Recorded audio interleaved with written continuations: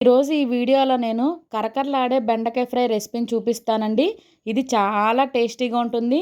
ఇది మా సైడు పెళ్ళిళ్ళు, ఫంక్షన్‌లో ఇది ఎక్కువగా వండుతారండి. ఇంకా వీడియోలోకి వెళ్ళిపోదాం. అందరికీ నమస్తే. Welcome back to my channel. నేను మీ నాగలక్ష్మి. ఇక్కడ నేను హాఫ్ కేజీ బెండకాయలను తీసుకున్నానండి.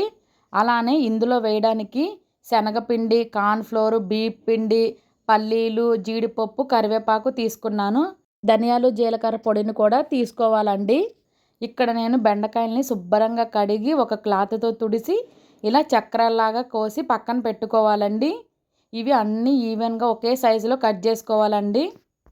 వీడియోస్ మీకు నచ్చితే లైక్ చేయండి. తర్వాత ఒక మిక్సింగ్ బౌల్ తీసుకొని దానిలో 4 టేబుల్ స్పూన్ల శనగపిండిని యాడ్ చేసుకోవాలి. ఒక 2 టేబుల్ స్పూన్ల బియ్యం పిండిని, 3 టేబుల్ స్పూన్ల కార్న్ ఫ్లోర్ని ఇందులో వేసుకోవాలండి. ఇందులోనే రుచికి సరిపడినంత సాల్ట్ని యాడ్ చేసుకోవాలి.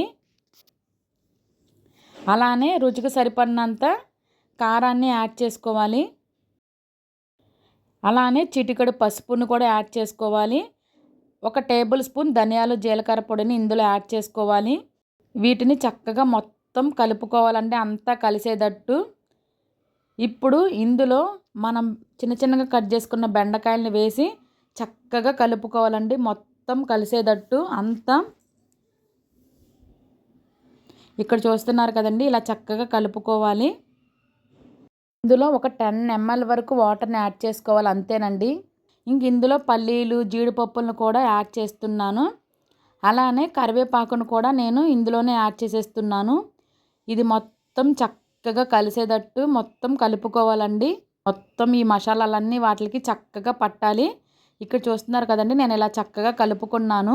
తర్వాత పొయ్యి మీద ఇలా కళాయిని పెట్టి దానిలో సరిపడినంత ఆయిల్ని యాడ్ చేసుకోవాలి. ఇక్కడ ఆయిల్ హీట్ అయ్యింది. ఇంకా నేను ఇందులో ఈ ముక్కల్ని ఇలా వేస్తున్నాను. ఇవి నిదానంగా వేయాలండి. ఇలా మొత్తం అన్నీ వేసిన తర్వాత వీటిని చక్కగా వేగనివ్వాలి. 2 సైడ్లు నిదానంగా కలుపుకుంటా వీటిని మనం వేగించుకోవాలి. ఇవి నాకు ఇక్కడ చక్కగా వేగిపోయాయండి. ఇలా తీసి పక్కన పెట్టుకున్నాను. ఇంకా మళ్ళీ మిగిలినవి ఇలా వేసుకొని వేగించుకోవాలి. ఇక్కడ మంట అనేది హై ఫ్లేమ్ పెట్టొద్దు, లో ఫ్లేమ్ కూడా పెట్టొద్దు. ఓన్లీ మీడియమే పెట్టండి.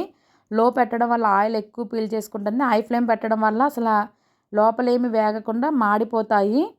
నేను మిగిలిన బెండకాయ ముక్కలన్నీ చక్కగా ఇలా వేగిచ్చేసుకున్నానండి. అన్నీ కంప్లీట్ అయిపోయాయి. అంతేనండి, కరకరలాడే బెండకాయ ఫ్రై రెడీ అయ్యింది. ఇది సైడ్ డిష్గా చారులో, పప్పు చారులో, పప్పు కర్రీలో దేనికైనా కాంబినేషన్ సూపర్గా ఉంటుందండి. ఇలా ఉత్తిగా కూడా తినేయొచ్చండి. చాలా చాలా బాగుంటుంది. ఒకవేళ మీరు ఇంకా ఈ కర్రీ ట్రై చేయకపోతే ఒక్కసారి ఇలా ట్రై చేయండి. నేను చెప్పినట్టు మీకు చాలా బాగా నచ్చుతుంది. అంతేనండి, నా వీడియోస్ మీకు నచ్చితే ఒక్క లైక్ చేయండి.